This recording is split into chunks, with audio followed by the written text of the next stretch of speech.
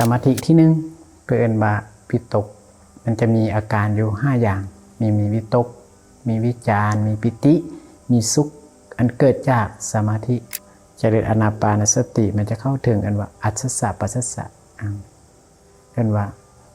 บ่มีลมหายใจเข้าบ่มีลมหายใจออกกันว่าลมหายใจมันสงบระงับมันดับ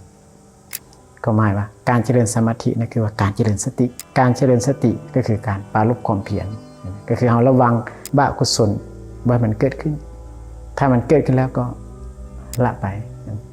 แล้วก็เพียรสร้างกุศลรักษาสิ่งกุศลคือความดีที่เกิดขึ้นแล้วต่อไปก็จะว่าเรื่องของสมาธิเราอีกอย่างหนึ่งเพื่อนว่าฌานมาจากคำว่าเพ่งหรือว่าเบิ่งหรือว่าจ้องหรือว่าเบิ่งอันนี้คือลักษณะคำว่าฌาน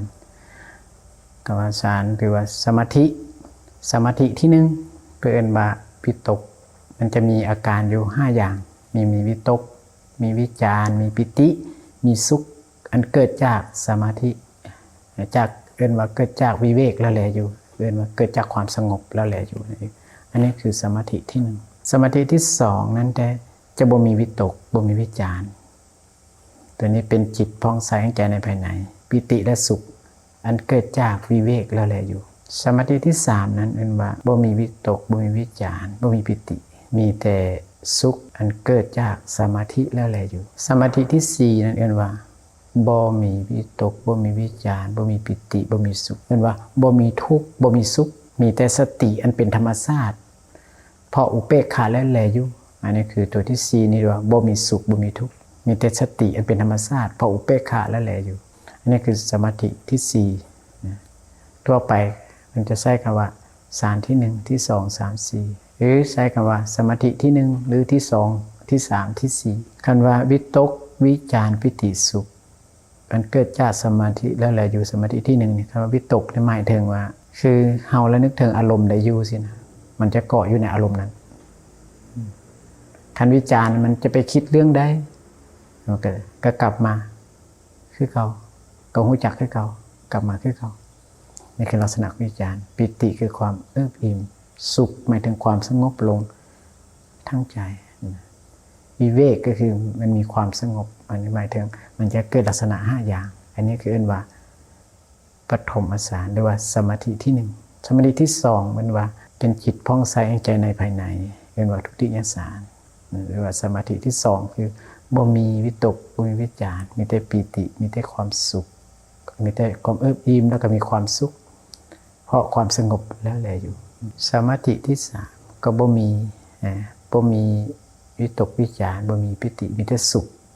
เกิดจากสมาธิแล้วแลอยู่นั่นเองก็คือมันสงบลงไปได้ทั้งใจมันว่ากายก็สงบจิตก็สงบหรือสมาธิที่4มันบ่มีสุขบ่มีทุกข์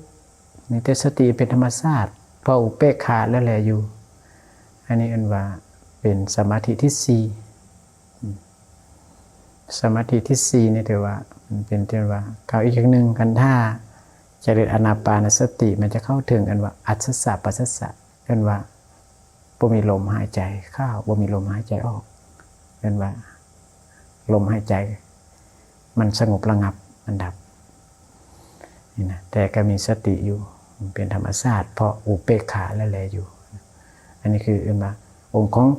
ของสมาธิตัวนี้ก็ขึ้นกับแต่ละคนแต่จะฝึกเข้าไปได้ที่1หรือ2 3 4หรือบางคนก็ได้แต่สมาธิแบบทั่วๆไปมีสติการก้าวไปถอยกลับเดี๋ยวดูกู้เหยียดก่อนนุ่งถือการดื่มกินการรับประทานการว่าการนอนการตื่นการหลับอย่างทุกอย่างการทดจระปัสสาวะอย่างทุกอย่างเราก็มีสติหมายกันว่ามีสตินี่คือว่าเป็นการฝึกสมาธิถ้าเรา